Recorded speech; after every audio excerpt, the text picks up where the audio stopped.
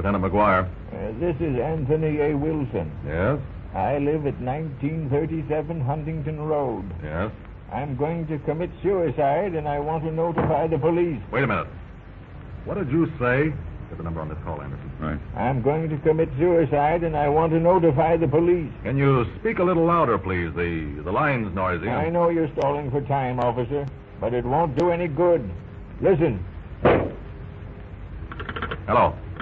Hello? Holy mackerel, he meant it. What's up, Sergeant? The fellow just called in and told us he was going to commit suicide, and it sounded very much as if he did. I heard a shout over the wire. Did you trace the call? The switchboard operator's working on it now. Oh, that must be the report. Hello? Yeah?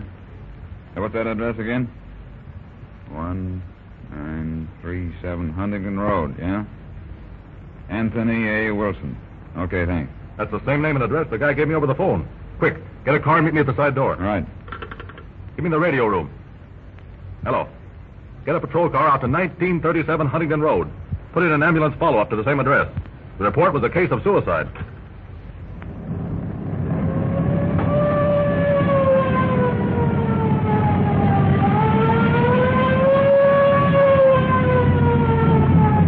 Here we are.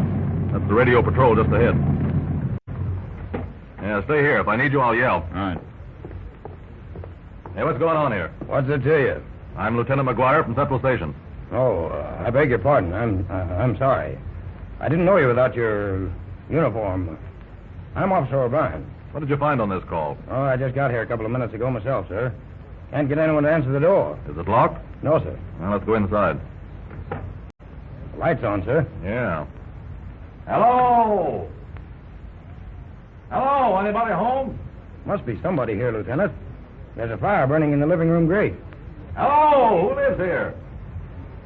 Let's go upstairs. All right.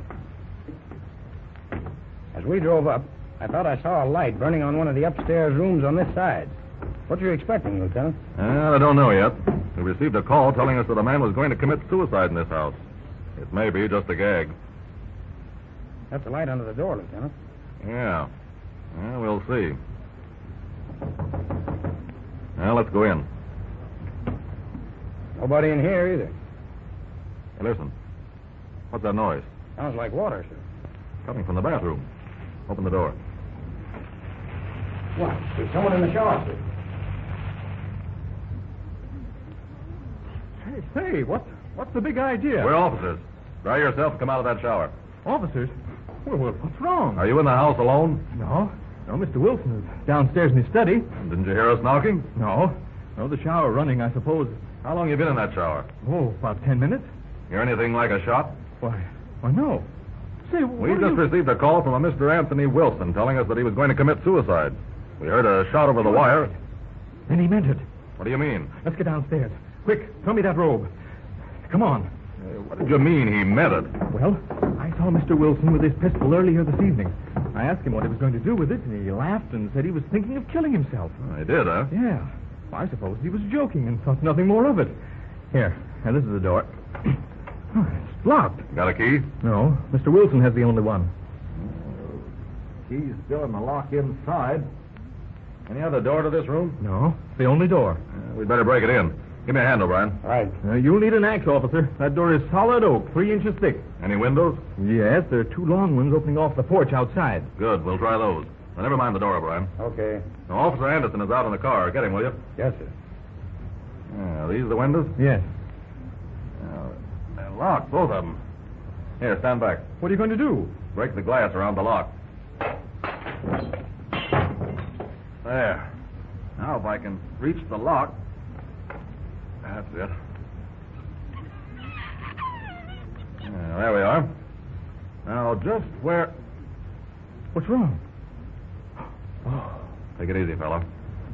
It looks like Wilson told you the truth. He is dead.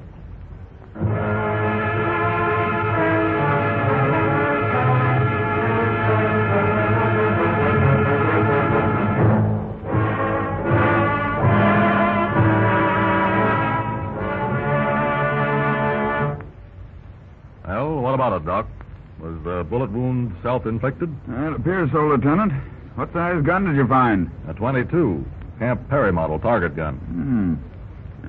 Where was the gun lying? Right between his legs in the chair. Well, that's natural enough. You say the man called police headquarters and announced his intention of shooting himself, huh? Yeah, I took the call myself. I heard the shot right after. Well, you'll observe he's sitting in his chair at his desk. Telephone still in his left hand. Bullet hole is square between the eyes and the head's thrown back, possibly from the impact. Yeah. And the windows were locked from the inside, and the room was locked with the key turned crosswise in the inside of the door. Yes, sir, Lieutenant. I'll turn in my report as a suicide. I wouldn't be too hasty with that report, Doctor. Well, why not? You found the print of Wilson's forefinger on the gun trigger. Yeah, I know, but a lot of things don't ring true. Of course, I might be wrong, but... Well, what sounds out of line to you? Just this.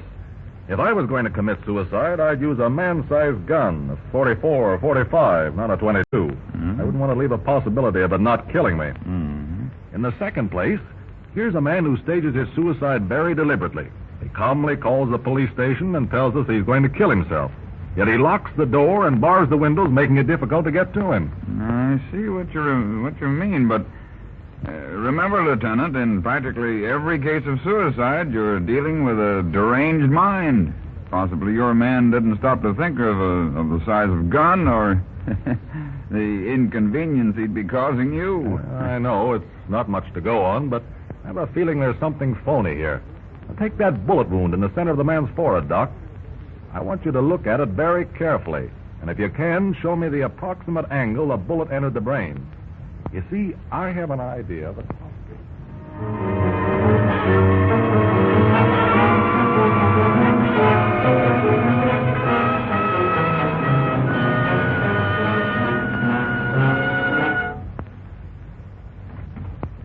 You want to see me, Lieutenant? Oh, yes. Come in. I haven't had time to get a statement from you since we busted in on your shower this evening. Sit down. Thanks. Your name? Gray. Harold Gray. How are you related to Mr. Wilson? Well, I'm not related to him. I am, or rather I have been, his private secretary. You live here? Yes. Do you know any reason for Mr. Wilson killing himself? Well, no good reason. He's had a lot of business worries lately, but then we all do. That's no reason for killing oneself, is it? No, I suppose not. What were his chief worries? A collection of rents from his various properties. They seem slow in coming in. Mm-hmm. Well, just what are your duties, Mr. Gray? Well, I handle Mr. Wilson's correspondence, make out the bills, and assist in the collections. His holdings are quite extensive. I see. Did Mr. Wilson have an argument with anyone recently? No, not that I know of. Anyone else with him tonight when you went upstairs? Oh, yes. Mr. Stallings was with him when I left. Stallings is the manager of Mr. Wilson's largest apartment house. Oh, how did he and Stallings get along? Well, all right as far as I know. Well, I guess that washes things up. You'll have to come down to headquarters tomorrow and make a written report of what's happened. Oh, sorry about your job. Oh, that's all right. I can get another. Oh, by the way, I'd like to get my pipe out of Mr. Wilson's study. I wanted to get it a while ago, but the officer on the door told me you'd given orders for no one to go inside. I did. But it'll be all right for you to get your pipe. Don't touch anything else, though. No, I won't. Oh, just a minute. Where can I find this Mr. Stallings? I'd like to talk to him. I'm afraid you're a little too late for that. He resigned this evening and told Mr. Wilson he was going someplace out west for his wife's health. Oh, I see. Well, go in and get your pipe. Thank you. All right, O'Brien.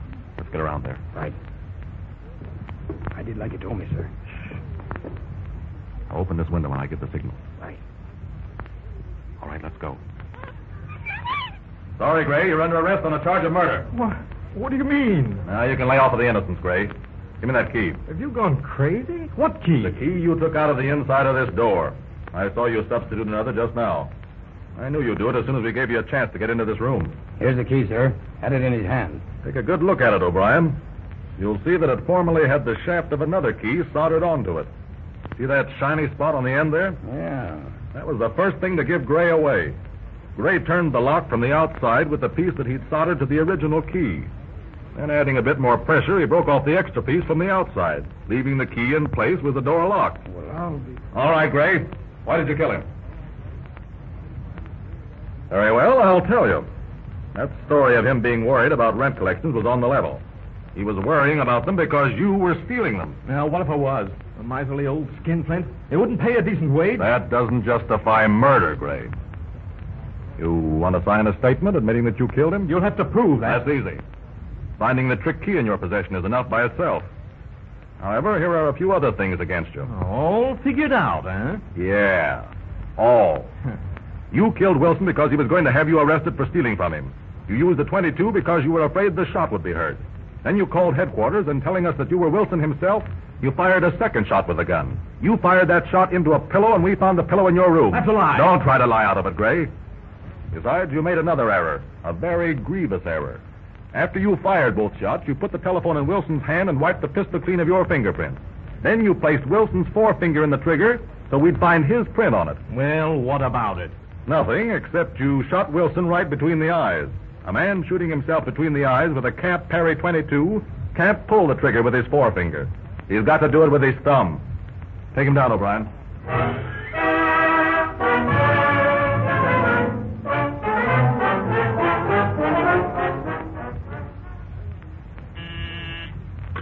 Police headquarters. Okay, Sergeant. Hello, Tim. Send the jailer to the homicide office for a prisoner. Police headquarters.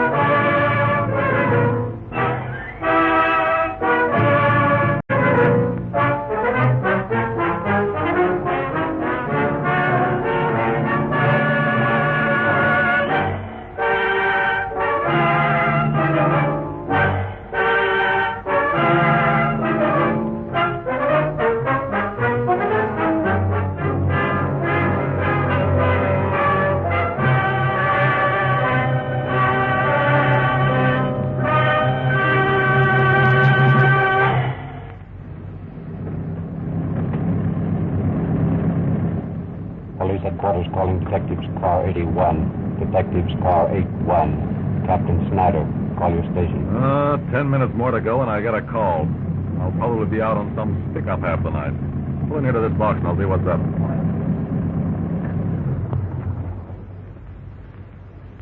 Hey, which one of these keys... Oh, never mind, I got it. This is Captain Snyder. Hey, what's up? Yeah, all right, put him on. Captain Roberts wants to talk to me. Probably a homicide. Yeah. Hello? Yeah? I'm off in 10 minutes. Why? Sure. Sure I would. At the garden, huh? You betcha. Be there in 10 minutes, Sam. What is it, Captain? A murder? No, Captain Roberts has 2 passes to the Miller McCoy fight tonight, and he wants me to go with him. Step on it, boy. Yes, sir.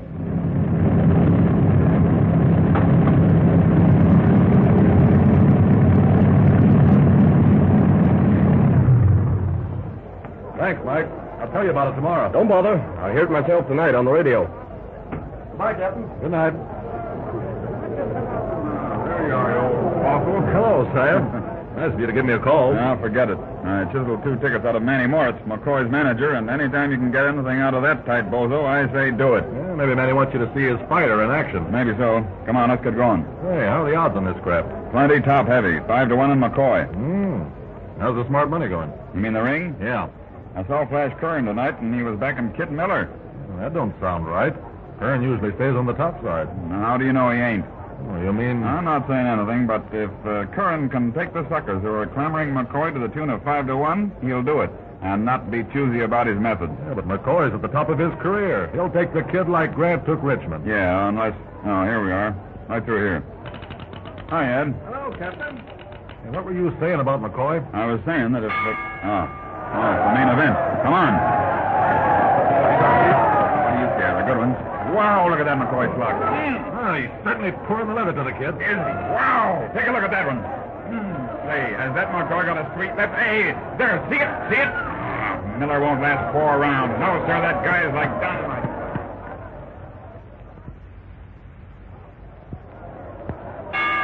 Death round.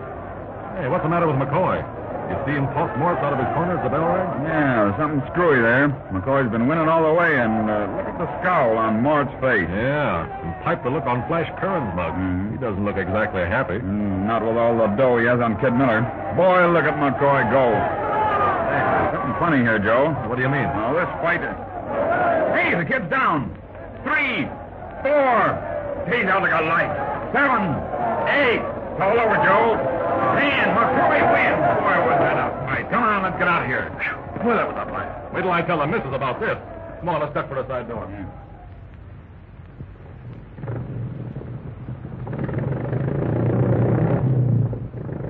Now, that's why I say there was something phony going on. The odds were all on McCoy. Everybody was picking McCoy, but Flash Curran and his mob were backing Miller. That doesn't sound right to me. No, it don't sound right. And then neither Manny Morse or the others behind McCoy's corner were looking as happy as they should have been. Hey, do you think that... Calling Captain Roberts in car 42. Captain Roberts in car 42. Ambulance follow-up to the garden, back in the training quarters. That's all. I don't think anything. I know. Cut around the corner here to the dressing room. Unless I miss my guess, there's a little show going on back there, and we don't want to miss it. Yeah, these are the dressing rooms. Yeah, let's get going. This is the door. Oh, the door's locked. Now, bang on it. Somebody's pulling the bolt on the inside. Yeah. Now, we're officers. What's wrong here? Head man back there. Who is it? Slugger McCoy. Come on, Joe. There's a crowd up ahead there. All right, let us through. Let us through here, will you? I guess this is the door, Joe. Hello, Manny. What's wrong? The slugger's dead, Captain. Yeah? What killed him? Oh, we don't know, but the doctor's in there now. Come on, Joe, and shut the door so that herd of yokels won't come climbing in. Now, where is he? Back in the shower. Either way. Here, this is the doc here. I'm Captain Roberts. I'm Dr. Kent. I was just leaving the fight when they called for a doctor. I came right back. I see. What's the dope? McCoy's dead. What killed him? Don't know. Looks like a case of heart attack. Heart attack, my eye. McCoy's heart was as strong as a bull's. Did you move the body? I turned it over to listen to the heart. How was he laying? He was slumped down in the shower. His body was lying mostly inside the shower. His head and one arm were outside. Any marks on the body? None other than the ones received in the fight. I think you'll find it a case of heart trouble, Captain. It's not out of reason in cases like this where a great amount of physical energy is used. I know that, Doc. I know also that there's a possibility that McCoy was bumped off.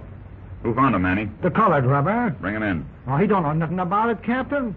Besides, he's too scared to talk. I said bring him in. Okay. Help me get this body up on this rubbing table, Joe. You might give us a hand, too, Doctor. Yeah, surely. There. No marks. Any evidence of poison, Doctor? No visual signs. Of course, the autopsy might... Hey, this is funny.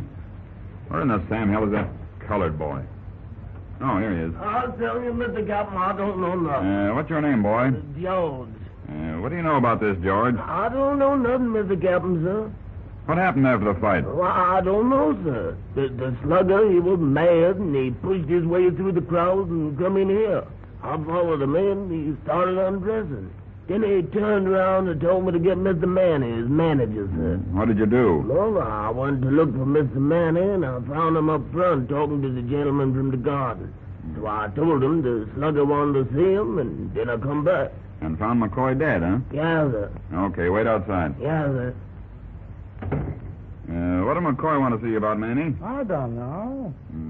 What were you doing up front talking to some guys when your man had just won his biggest fight? I think that comes under the heading of my business, Captain. Well, maybe it does and maybe it don't. Maybe it comes under the heading of our business.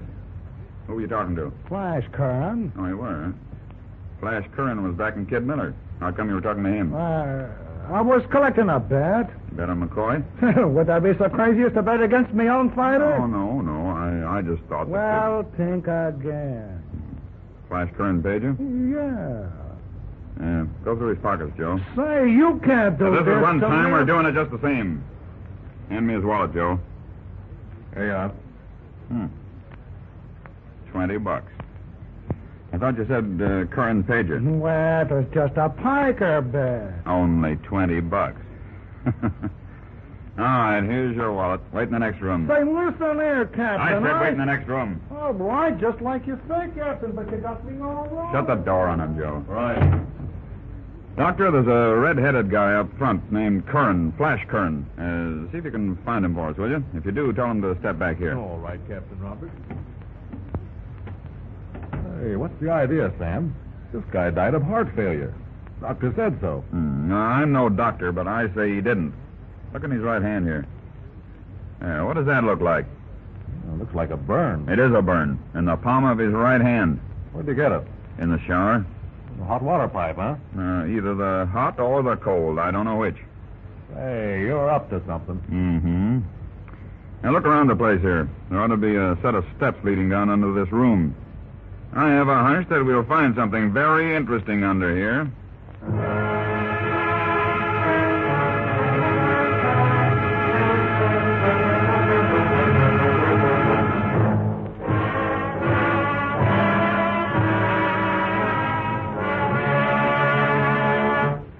There. See how it was done? Close the door to the stairway. I don't want our man to know we've been down there. Well, you sure had it figured out. But I don't see how you're going to pin it on him. Oh, that'll be easy. Is the doctor back yet? You don't see him around anywhere. What I can't figure out is how you tumbled to this in the first place. Well, I knew something was wrong when I saw the fight tonight. From all appearances, I knew that McCoy was all set for a dive. That was the only way Curran and his mob would clean up in a fight. But something happened. What? Well, I don't know yet, but I'll bet it was over McCoy's gal. The dope had it yesterday that she'd given McCoy the air and had moved over to the Miller camp. Anyhow, McCoy went in there tonight not to take his dive, but to win. And Morris was betting against him and kept after him to go down. That's why he threw Morris out of his corner. Say, that's why Flash Curran. Curran is right outside. Oh, good.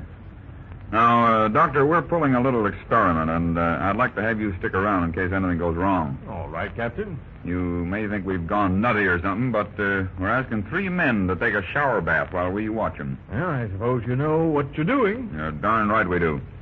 Call that colored boy in, Joe. All right. I want you to watch these boys closely and see what happens, Doctor. Here he is, Sam. Mr. Captain, Get your clothes off, George. You're going to take a shower. Mr. Captain, sir, has you all gone crazy? No stalling. Get your clothes off. Yeah, sir. Get Manny Moritz ready in the next room, Joe. He's next. Okay. All right, George. Walk under that shower and turn it on. All right, Mr. Captain, but I don't know why. All right, George. All right. Forget it. Get your clothes on and go into the next room.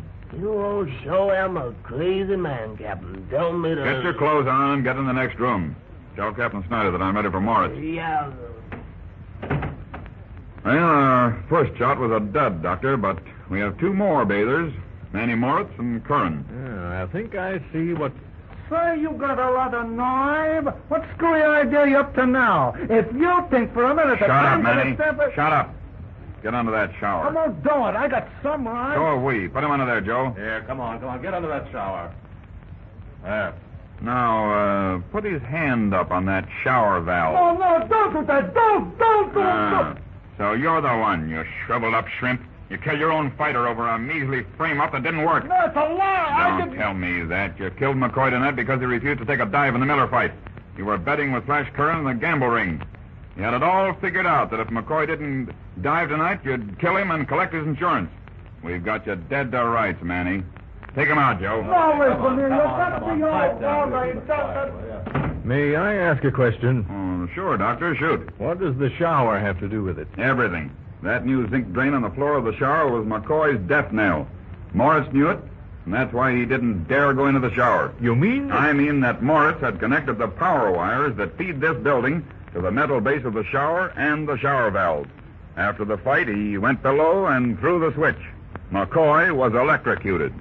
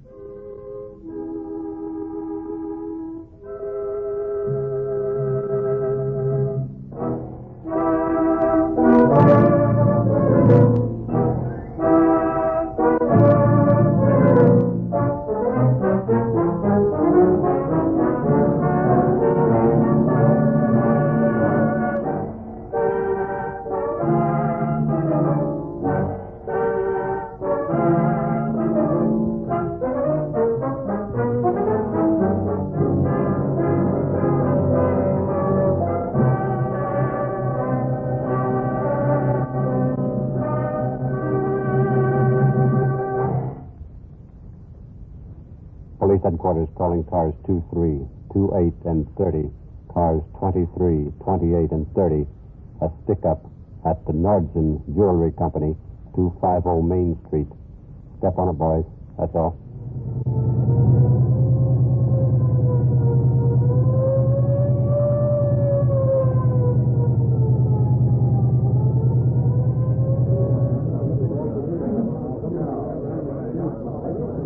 All right, open up here. Stand back, you rubbernecks. Stand back there. All right, get moving.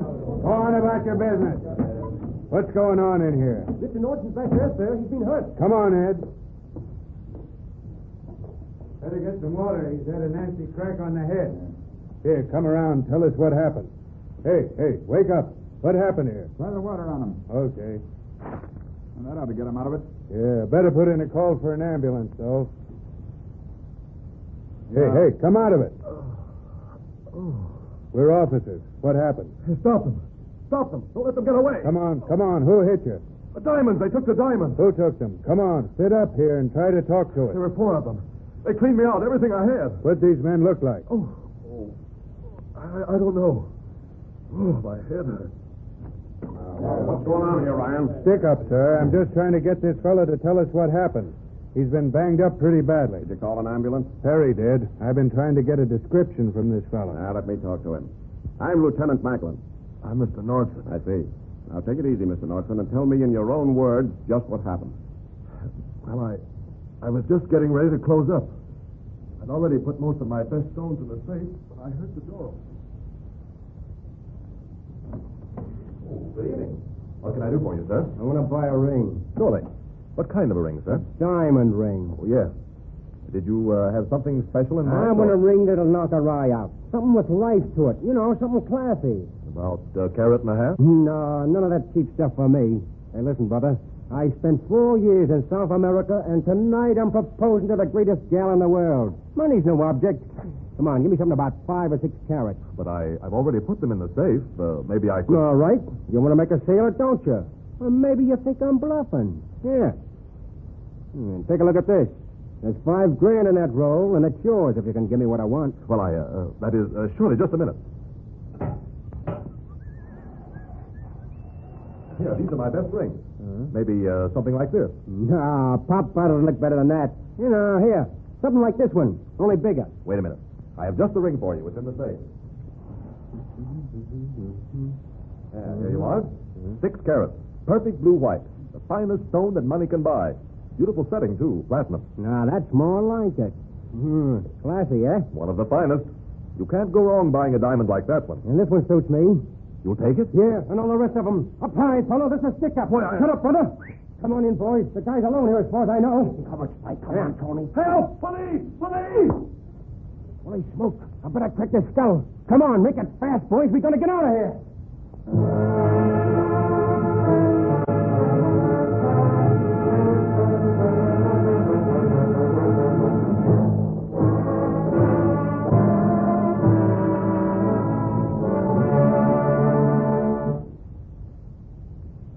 That's all you can remember about them? Yes. Had you ever seen that young man before? No, never before. I see. About how many stones were there in the bunch? More than 200. The safe was open and they cleaned it out completely. I'm ruined, Lieutenant. I'm a ruined man. How about insurance? Only partly covered. I won't be able to stand the loss. Well, now, don't take it so hard. They'll probably melt the metal stuff, but if we can get to them before they have the stones recut, we stand a chance of getting your stuff back. The ambulance is outside, sir. They're just pulling up. Okay. Now, you go along with them, Mr. Nordson. The doc down at headquarters will fix you up. And before you leave there, I want you to give a complete description of the stones to the boys of the Detective Bureau. Come with me, Peters. We'll have to work fast on this one.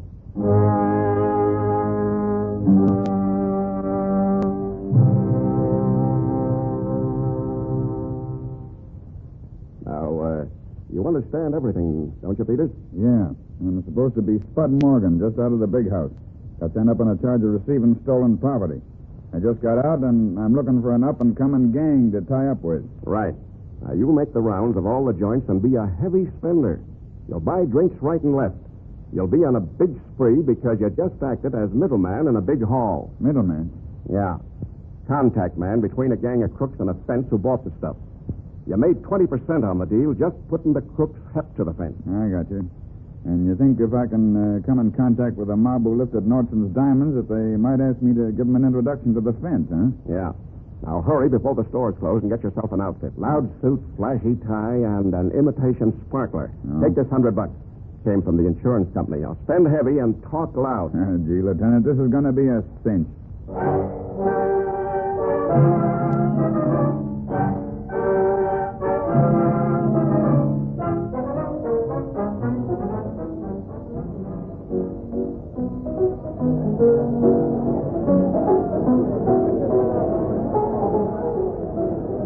That's the guy at the bar. Yeah, I saw him over at Joe's place. Joe said he was just out of the big house on a spending spree. Must have stowed some stuff away before they sent him up. Yeah, Joe told me that the guy told him on the QT that he had just got rid of a lot of hot stuff. Who's his fence? I don't know. He wouldn't let that out. Say, do you think he... Not around here. Yeah, but we might find out. Come on. So I was telling him you're a big sap to let that mug scare you, and right then the warden walks in on us. It was a good one, wasn't it, bartender? Here, set him up again. Hello, pal. Having a big time? Huh? Oh, who asked you? Oh, now don't get poppy, pal. I'm a friend of Joe's over on the other street. He was telling me about you. Yeah, what did he tell you? Oh, didn't say much, except that you was a square shooter and a pretty good fella. Have a drink? Nothing doing. You gotta have one on me. Hey, bartender, two more. This is Jerry. How you, Jerry? Well, here's luck. Kind of celebrating, ain't you? Yeah, sure, why not? After spending 2 years in northern Canada, a fella's got to celebrate. Well, boys, so long. I gotta be going. Wait a minute. You ain't been in Canada, fella. Joe told us all about it. Why that? Oh, it's all right with us, pal. I did a time myself. Yeah? Where? Joliet. Huh? Well, you must be on the level. You know Stumpy Matthews? Know him. We were cellmates. Hey, you got a minute, pal? Well, what do you want? Oh, nothing much. Jerry and I'd like to talk to you. What about? Want to make some easy dough? Nix, I'm off that stuff. I'm in the easy money now, and I ain't taking no chance. That's what we want to see you about. Come on over here, away from this mob for a minute, will you? All right. Whoop, spill the salt. I'm always spilling salt. Wait a minute, I gotta throw some over my shorts. Here, stick it in your pocket and come on. Come on, Jerry. We'll use Nick's private room in the back. Well, here we are. I'm talking private here. Yeah, but I ain't got nothing to do with you, Muggs. I'm out of this racket, I tell you. Now listen, Spud. Joe tells me that you're in touch with a fence who gives you a square deal. Say, who are you, a couple of dicks? Nah. Listen, and I'll cut you in on something big. Anything you young punks would cut me in on wouldn't keep me in cigars. Oh, yeah? Well, listen, pal. What did you say if I told you we was the guys who got off with that jewelry job store on Main Street? Ah, you're drunk. That's the truth, pal. Me and Jerry and a couple other guys got away with the whole caboodle. And what's more, there's not a dick in town wise to us. Yeah, that's what you think. Nothing doing. I ain't trying to peddle no ice. Oh, but it's no risk. And listen, you don't need to even get around this stuff. Just put us in touch with a fence who'll buy your stuff, and we'll give you $500,000. $500,000? You think I'm crazy? If you pinch that swag, you got away with $100,000 worth of ice, and you offer me a lousy $500,000. Nothing doing. $1,000? Nothing doing. If you really got the stuff, my price is 10% of whatever the fence gives you. I'll have to take it up with the rest of the boys. Will you do it if they say okay? I ain't saying. Where are they? The Gardener Rocks. We got a room upstairs. What you say? I don't know. I'd have to call Mike. Yeah, you would like to know who he is, wouldn't you? Then you'd cut me out. Here's a phone. Call him and see what he says. Say, are you mugs on the square? Say, we offering you 10%? All right. Hand me that phone. I understand it's up to him. If he says the deal is too hot, count me out. Go ahead. Call him. Okay, but if you guys are making a sap out of me, I'll break your heads. He probably ain't in. Oh, Sammy? Spud. Don't kid me, you big poloki. Your name's Sammy and you know it. Listen. Hey, listen, don't hang up on me. That's better. Now listen, you wall-eyed galoot. How you set on ice? No, nothing cheap. It's a real good, so they tell me. And you don't want it. Okay. Oh, say, tell them it's They're pretty anxious to get the stuff off their hands, Sammy. Okay, just a minute. Sammy wants me to look it over. Where is it, upstairs? Yeah. It's upstairs. I'll take a look at it and call you back. Yeah. Yeah? Where am I? Well, you old bald-headed fool, it ain't none of your business, but I'm at Kelly's Tavern. Yeah, I'll call you back. He ain't any too interested in this stuff. Says it's too hot right now, but I'll look at it. Come on.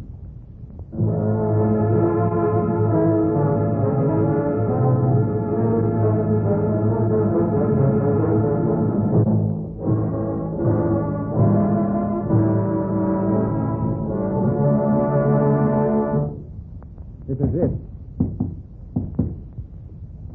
Hey, put him up. Oh, cut it out. Put up the hardware, boys. What's that big idea throwing a rod on me? Hey, who's this? Oh, easy, Fred, easy. The kid and I found this guy downstairs. He's Spud Morgan. He's got a fence on his string who might try our rock. Yeah, put your gun down before I slap your face. I ain't used to having rods flashed on me. Oh, easy, Fred, easy, boys. We've been drinking. He don't mean nothing by it. Come on, boys, I'll at the ice. Okay, boy.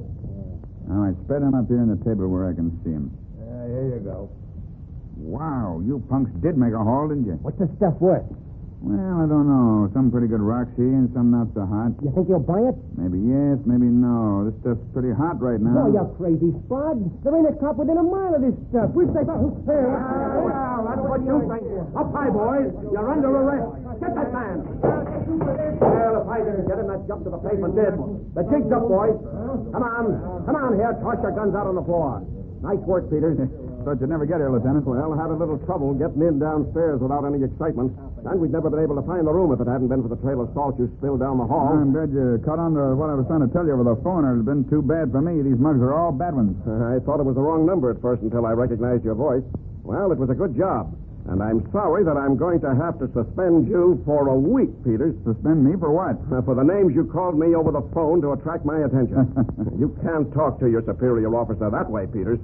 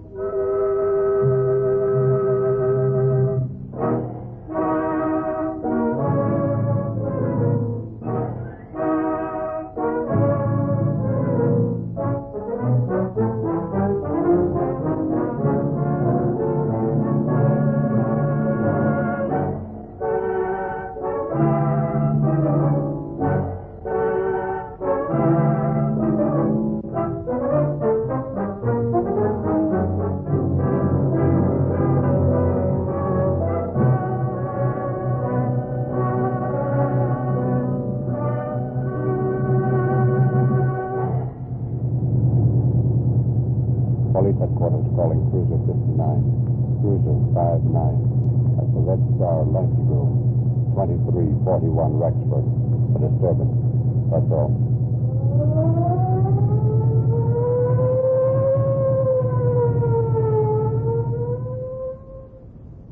Well, what's happened? I don't know. A man shot in there. Well, who is he? Walking by in front of the place. There's a man shot. Oh, in the lunchroom. Stand aside. Come on, get out of the way there, will you?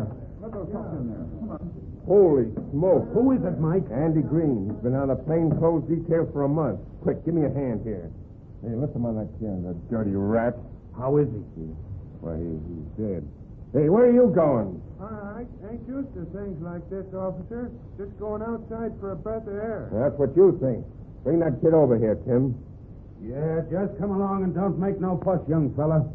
Here he is, Mike. You work here? Yeah. What's your name? Eddie Myers. See this man shot? Yeah, I guess so. I guess so. Yeah, well, that is Anybody else in here when he was shot? No, sir. Nobody excepting the guys who shot him. Did you see them? Yes, sir.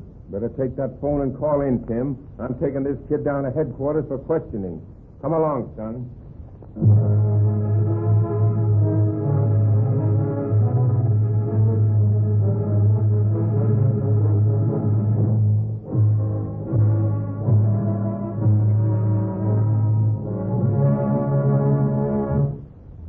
Now, Eddie, as I understand it, you were the only other person in the lunchroom tonight when Detective Green was killed. Is that right? Yeah.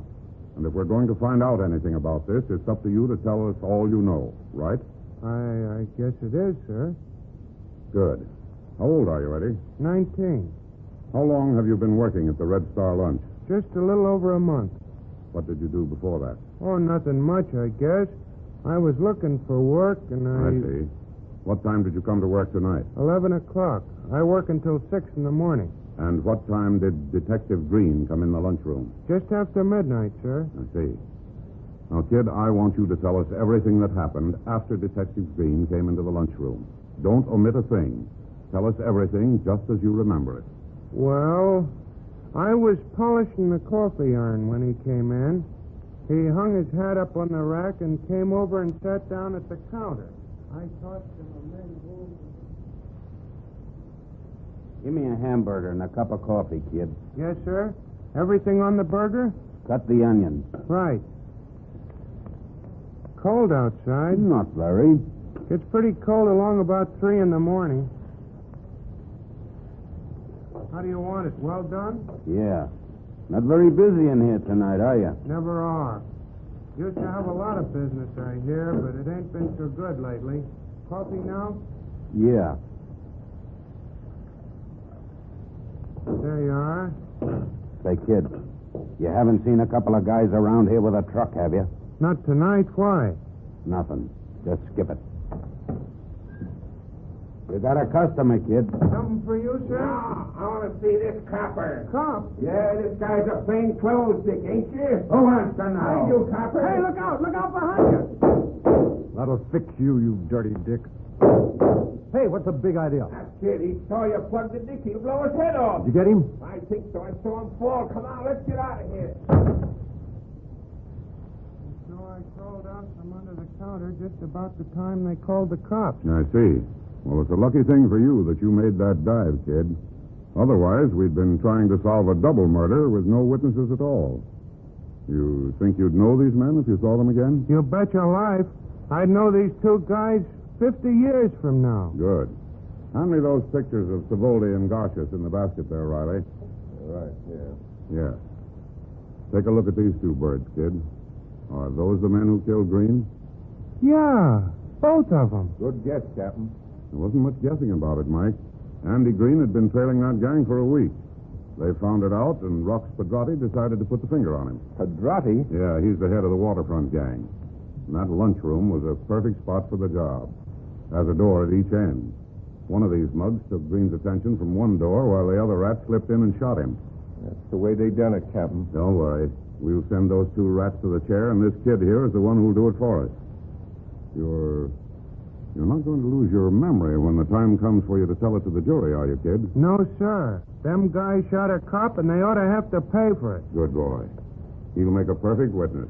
Take him down and lock him up. Hey, you can't do that. Hey, that ain't right.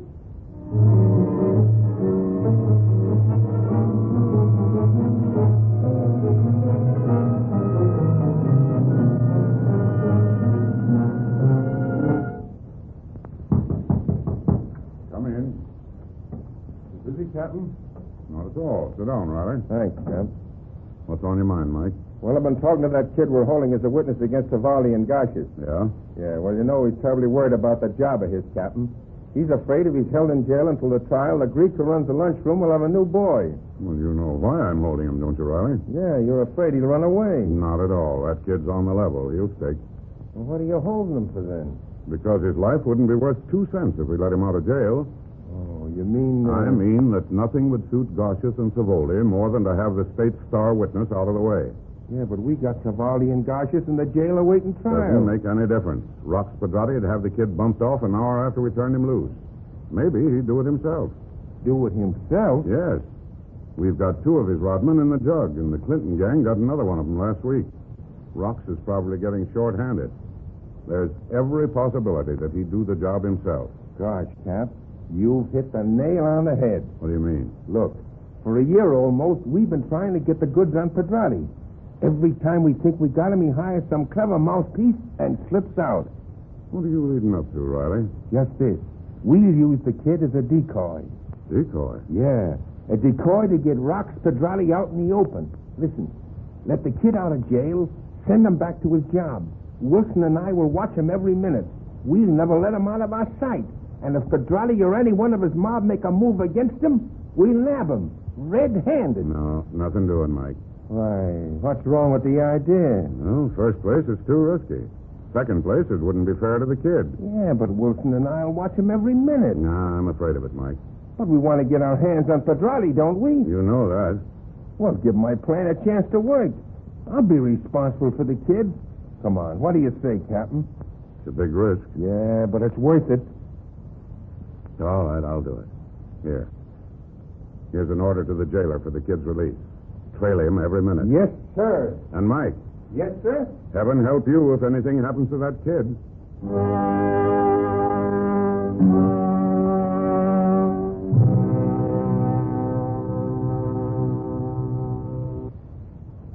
Hello, kid. Hello, Mr. Riley.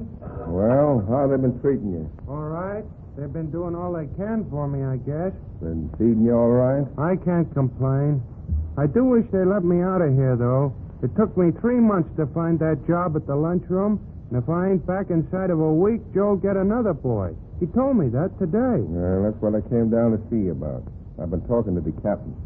He says if you promise not to run away before the trial, he'll let you go back to your job. Gee, that'd be swell. You wouldn't try to take it on the lam, would you? No, of course not. I want to see those mugs get what's coming to them, don't I? All right, kid. Get your things. I'll take you to your room, and you can get back on your job tonight. Gee, thanks. That's all right. Oh, here's a newspaper. It's got your name in it. You'll probably enjoy reading about it. It tells how you were released and sent back to work. Thanks.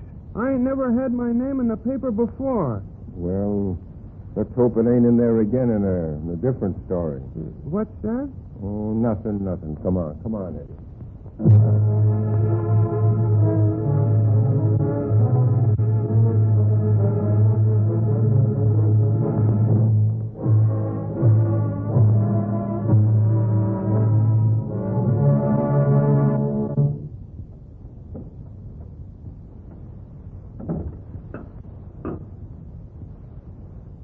What'll it be, Jack? What do you want, boss? Cup of coffee. Same here. Coming up. There you are. Anything else? Anything else, boss? No. Why don't you give it to him and have it over with, boss? I'm running this show. All right, but if it was me... Come here, kid. Something else? No. Here they had a row in here the other night. Yeah, killed a detective. It's in the papers.